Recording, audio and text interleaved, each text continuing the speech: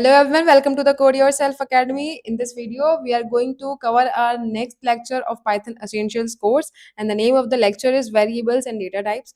तो हम जो Python के variables होते हैं, data types होते हैं, उनको समझेंगे इस वाली वीडियो में। तो स्टार्ट करते हैं। सबसे पहले हम लोग जानेंगे कि वेरिएबल्स क्या होते हैं, उनकी डेफिनेशन को हम पढ़ेंगे। So a variable is a named storage location in a computer's memory that can hold a value, right. So आप वेरिएबल को ऐसे समझे कि जैसे कि ये कंटेनर्स हैं, यहाँ पर टी है, कॉफी है, शुगर है, तो इसी तरीके से आप वेरिएबल को भी समझें, राइट। तो आपका जो वेरिएबल होते हैं वो क्या करते हैं कि वो कुछ नेम होते हैं, राइट, जो कि वैल्यू को स्टोर करते हैं, है ना, किसी भी वैल्यू को स्टोर करते हैं। Suppose I am writing age, so age is a variable, age is a variable and if I assign a value to this age then I can write age is equals to 20 years, right. So ये जो 20 है ये value है और ये जो as है ये एक वेरिएबल है। वेरिएबल का मतलब ये भी होता है कि वो चेंज भी आप कर सकते हैं। वेरिएबल आप लोग सभी जानते हैं कि वेरिएबल का मतलब होता है जो कि वेरी कर सकता है, उसको आप चेंज भी कर सकते हैं। तो एज एक वेरिएबल है जो कि हर साल चेंज होनी है ना। आज कोई 20 साल का है तो अगले साल वो 20 साल का नहीं रहेगा, वो 21 साल का हो जाएगा। वहीं ये होते हैं आपके वेरिएबल्स। तो सिंपल सा आप समझे तो वेरिएबल जो होता है, तो आप ऐसे ही समझे कि वेरिएबल जो होता है वो एक नेम्ड स्टोरेज लोकेशन होती है आपकी कंप्यूटर की मेमोरी में, जो कि किसी भी वैल्यू को होल्ड कर सकती है। Fine. Now see rules.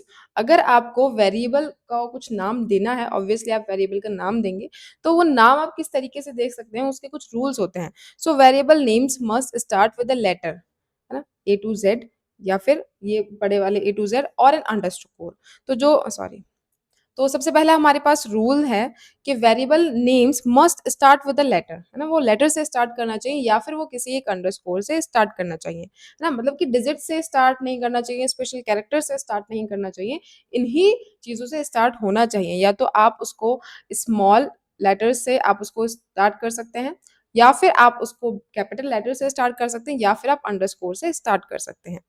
Now next है आपके पास the rest of the variable name can consist of letters, numbers और underscores. Fine. Variable names are case sensitive. Case sensitive यानी कि अगर आपने लिखा है ए बी सी और आपने दूसरा वेरिएबल का नाम दिया है ए बी सी, तो ये दोनों डिफरेंट चीजें हैं। तो ये दोनों डिफरेंट चीजें हैं।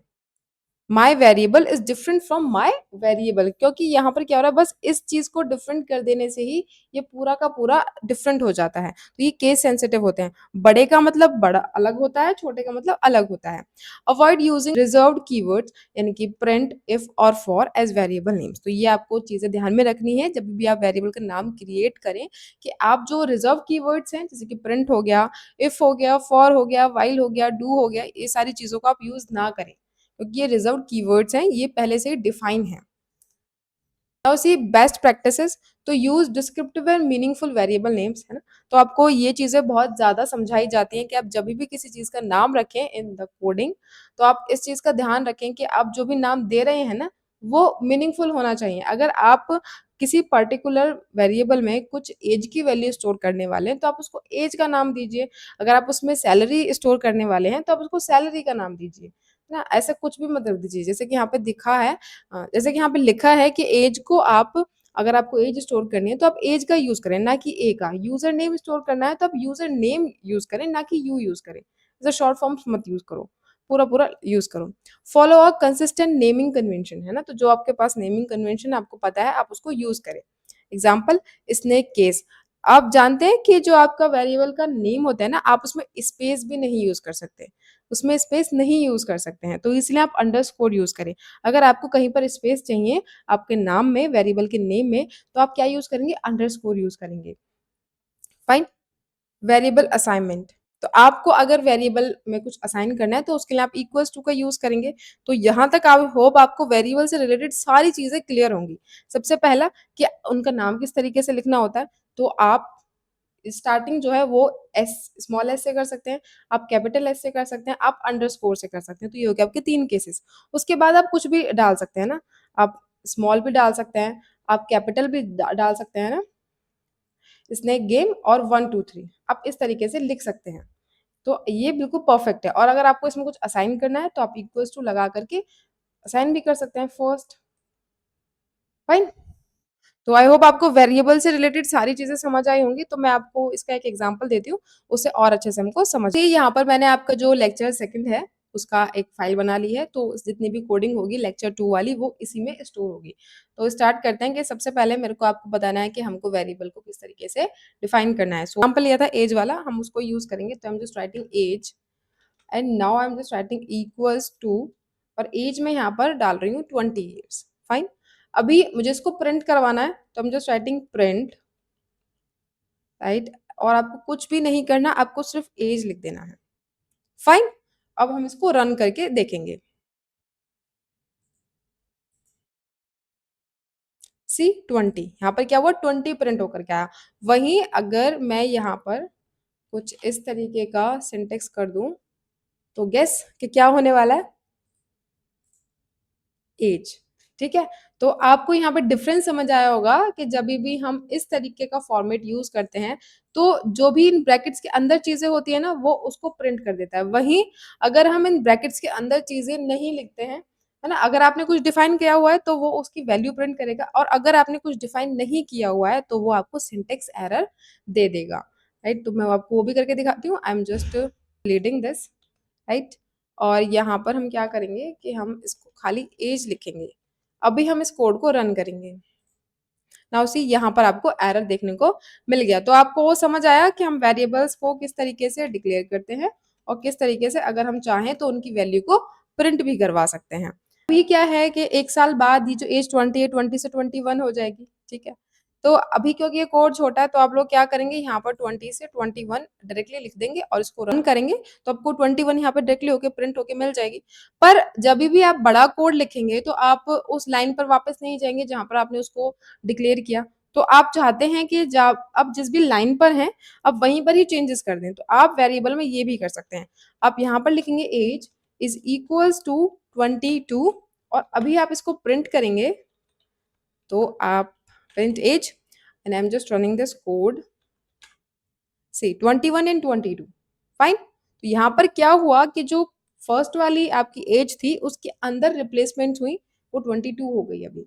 तो वेरिएबल जो है वो वेरी करते हैं। आप चाहते हैं अगर उनका चीजें चेंज करना चाहते हैं, आप उनकी वैल्यू अगर चेंज करना चाहते हैं, तो आप उसको बहुत आसानी से बहुत इजीली चेंज भी कर सकते हैं।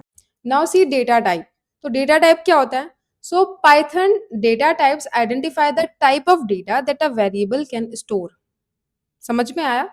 डेटा टाइप का मतलब होता है कि आपने जो वेरिएबल सीखे अभी तक, वो जो वेरिएबल है वो किस टाइप का डेटा स्टोर करने वाले हैं, किस टाइप का डेटा वो स्टोर करने वाले हैं। मैंने आपको बताया था एज इज इक्वल्स टू 11, तो ये इंटीजर टाइप का वैल्यू थी, right.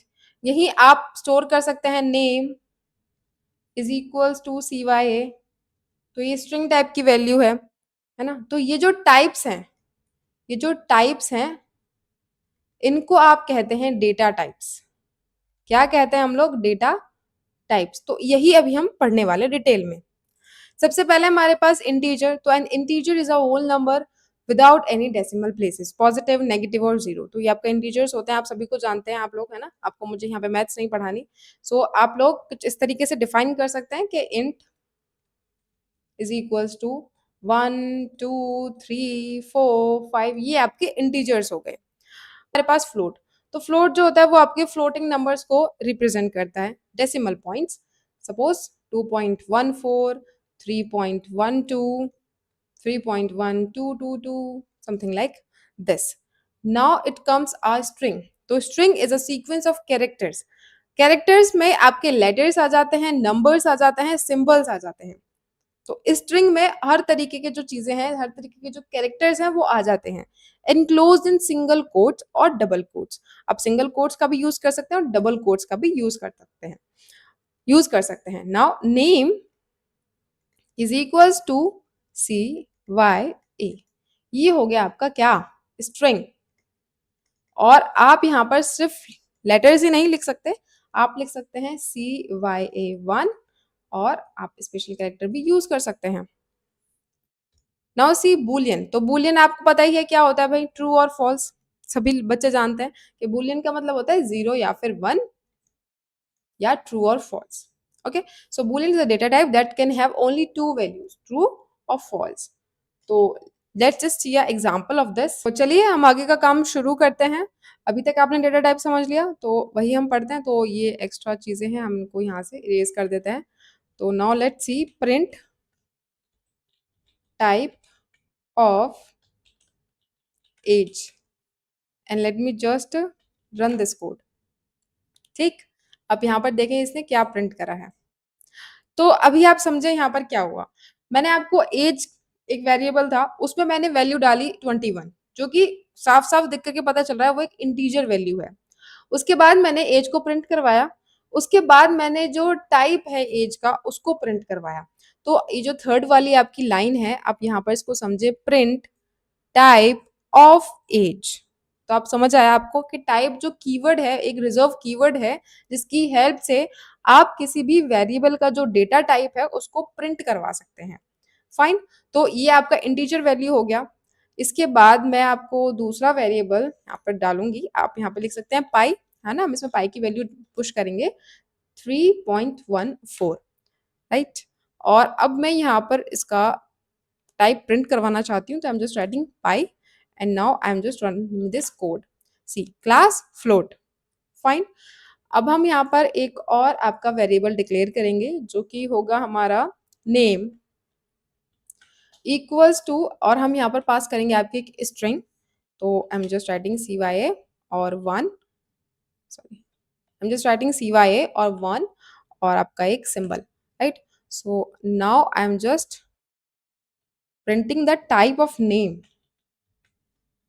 and now you can see what's the type of this name is string. Fine, उसके बाद एक और हमने डेटा टाइप पढ़ा था जो कि था आपका बूलियन। तो हम उसको भी यहाँ पर देखेंगे। यहाँ पर लिखेंगे आपका बूलियन इक्वल्स टू बूलियन और I am just writing true. As the Python is case sensitive, तो आप इस बात का ध्यान रखें कि जो ट्रू का टी है वो कैपिटल होगा। And now I am just here passing the value Boolean and now I'm just running this code. See, class is bool, यानी कि boolean. So I hope आपको सारे डेटा टाइप समझ आ गए होंगे, है ना। ये कुछ बेसिक से आपके डेटा टाइप्स थे। इसके बाद इसमें जो और इनहेंस डेटा टाइप्स हैं जो कि सी से ज़्यादा अच्छे हैं, ज़्यादा बड़े हैं, लिस्ट हो गई, टपल हो गए, डिक्शनरी हो गई, वो हम आगे वाली क्लासेस में पढ़ेंगे, राइट। तो अभी ये वीडियो खत्म नहीं हुई है, रुकिए रुकिए, और भी चीज़ें पढ़नी है अभी। Interesting thing, type convergence. तो टाइप कन्वर्जन्स का मतलब होता है कोई भी डेटा टाइप है आपके पास, अगर आपको उस पर्टिकुलर डेटा टाइप में से किसी और डेटा टाइप में कन्वर्ट करना हो तो आप कर सकते हैं, और उसको हम क्या बोलते हैं, टाइप कन्वर्जन। टाइप कन्वर्जन, ये हम क्यों सीख रहे हैं, ये क्यों इतना इंपॉर्टेंट है, ये आपको आगे आने वाले लेक्चर्स में ज्यादा अच्छे से समझ आएगा, पर हम इसको सीख इसी लेक्चर में लेंगे। फाइन, तो समझते हैं। सबसे पहले आपके पास है फंक्शंस इंट। तो this converts a value to an integer. अगर आपने ये वाला फंक्शन यूज करा है तो ये क्या करेगा कि आपकी जो वैल्यू है वो किसी भी वैल्यू को इंटीजर में कन्वर्ट कर देगा। नेक्स्ट है हमारे पास फ्लोट, तो ये फ्लोट में कन्वर्ट कर देगा, ये स्ट्रिंग में और ये बूलियन में। पर इसके लिए भी कुछ नोट्स हैं, वो हमको ध्यान में रखने हैं। ये रहे आपके notes. conversions are possible, example you can't convert the string hello to an integer, है ना, आप एक string को integer में convert नहीं कर सकते। next है हमारे पास converting to boolean। अगर आपको boolean में कुछ convert करना है तो 0, empty string, none, empty list, tuple, dictionary will convert to false, है ना। एम्प्टी या चाहे लिस्ट हो या टपल हो या फिर डिक्शनरी हो, वो फॉल्स में कन्वर्ट हो जाएंगी, नहीं तो जितनी भी चीजें वो ट्रू में कन्वर्ट हो जाएंगी। तो ये आपको लिस्ट, टपल और डिक्शनरी मैं आपको नेक्स्ट वीडियोस में जरूर समझाऊंगी। उसके लिए सारे लेक्चर्स देखने होंगे, सीरीज में देखने होंगे। फाइन, तो हम इसका एग्जाम्पल देख लेते हैं अपने कोड में। आपके 4 वेरिएबल्स थे जो कि हमने स्टार्टिंग में डिक्लेयर करे थे। अभी हम सीखेंगे कि हमें टाइप कन्वर्जन किस तरीके से लगाना है। तो सी, एक नया हम वेरिएबल लेंगे न्यू। अब इसमें हम वैल्यू पुश करेंगे। तो इंट अपना जो मेथड है वो लगाएंगे। इसमें हम वैल्यू देने वाले हैं पाई की, तो हमें पता चले कि इसमें चेंजेस हुए हैं या फिर नहीं, तो उसके लिए हम इसको प्रिंट करेंगे। तो पाई एक फ्लोट वैल्यू है, उसको हमें इंटीजर में कन्वर्ट करना है। तो I am just printing the new, so print new. So I'm just running this code C3। तो यहाँ पर क्या होता है कि जब भी आप कोड में आपका जो टाइप कन्वर्जन है उसको लगाते हैं, तो ये जो फ्लोट का पहले वाली डेसिमल प्लेसेस से जो पहली वाली वैल्यू होती है ना, ये 3, उसने ये वाली वैल्यू को ही लिया है, बाद वाली वैल्यूज़ को नहीं लिया। मतलब कि वो राउंड ऑफ नहीं करता है, इस चीज़ को ध्यान रखना। अगर मैं यहाँ पे वैल्यू चेंज भी कर दूँ, यहाँ पे अगर मैं 984 कर दूँ और फिर इसको रन करूँ, तब भी ये 3 ही लेगा। क्यों? क्योंकि ये राउंड ऑफ नहीं करता है। फाइन, फर्स्ट थिंग आपको क्लियर हो गई। सेकंड थिंग कि ये जो नेम है इसमें कुछ इस तरीके की एक स्ट्रिंग टाइप की वैल्यू है, इसको अगर आप इंटीजर में कन्वर्ट करेंगे तो ये नहीं हो पाएगा। फाइन, तो वही मैंने आपको सिखाया था। पर वहीं अगर मैं इस स्ट्रिंग में नंबर्स को पास कर दूं 1 2 3 तो ये कन्वर्ट हो जाएगा। इसको मैं आपको एग्जांपल से समझाऊंगी।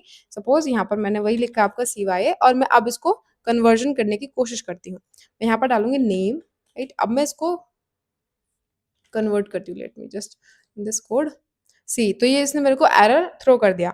अभी इसमें मैं क्या करूंगी, ये जो CYA है ना, इसको 1 2 3 कर देती हूँ और अब मैं इसको रन करूंगी तो ये अभी सक्सेसफुली रन हो गया। तो अगर आपकी कोई स्ट्रिंग है जो कि जिसमें न्यूमेरिक वैल्यूज हैं और आप उसको इंटीजर में कन्वर्ट करना चाहते हैं तो आप बहुत आसानी से कर सकते हैं। अभी बारी आती है आपके बूलियन की। तो मैं यहाँ से आपका जो बूलियन है उसको पास करूंगी so that I can see 1। तो उसने बताया था कि अगर जो फॉल्स होगा तो वो 0 प्रिंट कर देगा। फाइन, अभी हम देखेंगे कि अगर मुझको फ्लोट में कन्वर्ट करना हो तो एंड जस्ट रन 1.0, ठीक। और यहाँ पर हम पुश करेंगे आपका नेम, ठीक। उसके बाद अब हम यहाँ पे पुश करेंगे आपका एज। फाइन, और अभी हम इसमें जो कन्वर्जन है वो लगाने वाले हैं बूलियन वाला। तो यहाँ पर आप लिखें बूलियन और अभी आप इसको रन करें। ट्रू, यहाँ पर आप डालें pi, again it will print true. यहाँ पर अभी आप डालें name, again it will print true. और यहाँ पर अगर मैं डाल दूं आपका, इसको ब्लैंक छोड़ देती हूँ, है ना, और अब मैं इसको प्रिंट करूँ तो it is printing false. So I hope आपको समझ आया। तो यही था आपकी टाइप कन्वर्जन्स में। अगर इसमें से कुछ भी नहीं समझ आया या कुछ भी ऐसा लगा कि मैम थोड़ा सा हार्ड था तो आप समझा देना, वैसे तो नहीं लगेगा, बहुत आसान सी चीजें थी। So that's all for this video. Hard था टाइप कन्वर्जन में, आपको समझ नहीं आया तो आप वो मुझे जरूर बताना, मैं आपकी बिल्कुल हेल्प करूंगी कॉमेंट सेक्शन में, राइट। और फीडबैक देते रहना अपना। That's all for this video. Next video में हम पढ़ेंगे आपका पाइथन ऑपरेटर्स, हम प्लस माइनस सीखेंगे। So wait for the next video, until then code yourself.